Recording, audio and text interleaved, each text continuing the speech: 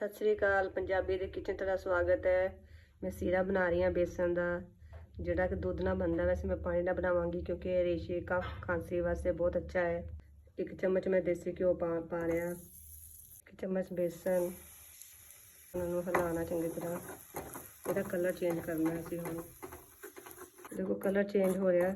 ये हुण मैं 1 चम्मच शक्कर पावांगी, चीनी नहीं पावांगी। और फिर 1 चम्मच मैं शक्कर पाई है, मैं पानी पावांगी। साडा सीरा तैयार हो गया। साडा गरम गरम सीरा खाओ, खांसी ते कोल्ड तो बचो। ਉਹਦੇ ਵਿੱਚ ਵੀ ਤੁਸੀਂ ਖਾ ਸਕਦੇ ਹੋ। ਇਹਨੂੰ ਬਹਿ ਕੇ ਖਾ ਕੇ ਰਜਾਈ 'ਚ ਬਹਿ ਜਾਓ। ਤੇ ਪਲੀਜ਼ ਮੇਰੇ ਵੀਡੀਓ ਨੂੰ शेयर कर देना, कमेंट कर देना, तो चैनल में सब्सक्राइब कर देना। Thank you.